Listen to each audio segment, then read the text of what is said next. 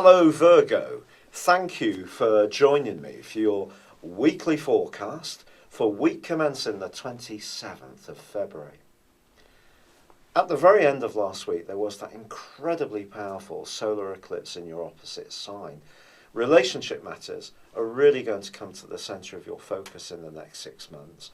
And also Mercury, your ruler, moved into your opposite sign at the same time. Ordinarily, when Mercury's in the 7th solar house, it allows for a crisper debate.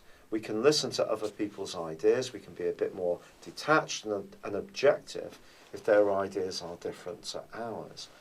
And if in the previous few weeks there was a sense of brittleness around any of your interactions, I think Mercury moving into this location can be very positive.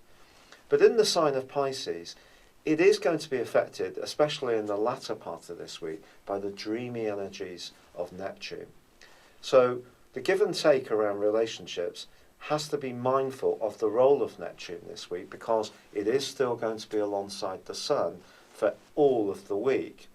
Now this combination can make us more self-sacrificing, more sensitive to other people in terms of how we react to them. It could also make us much more caring. The other downside, however, is it also means that we could kind of kid ourselves a little bit in terms of what other people's intentions are or how they're being towards us. So that is something to watch out for this week. But there does continue to be that supercharged combination between Mars and Uranus, which was so prevalent last week.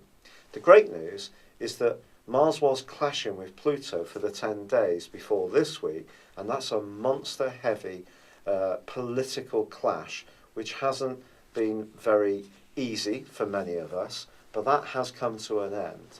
So Mars in your 8th solar house, alongside Uranus, is going to rev up perhaps the more instinctive but also impulsive side of your nature. If someone enters your orbit you are strongly attracted to, this could see you very much in a make your move now mode and think about it later, which can generate an enormous amount of excitement. So if you find your eyes meeting with someone across a meeting room or a bar, or someone captures your imagination on Facebook or through a dating app, it's probably the intensity of their personality or yours which is going to create the spark. And of course on the other side of the heavens there's Jupiter, which is in a fabulous location for you in terms of wanting to appreciate life's goodnesses, whether it be good food and wine or more sensual pleasures. So there is a set of influences this week which could push you towards someone in quite a dramatic way. But the opposite, strangely, can also be true. If you find yourself, therefore, in a relationship which isn't working that well, and you don't seem to get a clear picture back from the person you're trying to interact with, you could be minded to break free, to liberate yourself. And you could do it almost in a split-second decision if something irritates you enough, if it does feel that someone's being evasive and not really facing up to whatever you're trying to get to the bottom of. Venus, the planet of love, also tracks backwards from the end of this week, and will be doing so in this part of your horoscope through to the 2nd of April. And in the 8th house, this is the most sexual transit that Venus can make. So again, I think its retrograde just deepens your desire to have a relationship that's truly meaningful and where communication is working. So if communication isn't working, that needs to be your guiding principle. By the end of the week, however, Mercury is joined up with the Sun, and you could have a very clear and purposeful conversation with someone that's very reassuring. But there is a quarter moon, and as the week comes to a close, it may be the way you're coming across to someone that can seem a bit muddled or a bit hazy, because it's occurring in the most prominent part of your scope, your midheaven.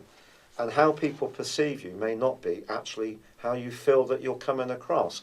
So if you are meeting anyone influential, or you're being introduced to someone's parents, or you're applying for a job or going for any kind of important conference, then it is going to be important to perhaps just be conscious of what other people might be expecting of you, whilst also staying in touch with what makes you the authentic person you are. But on the whole, I think this can be a hugely exciting week. And the other area that can provide opportunities for you can be around business, entrepreneurship.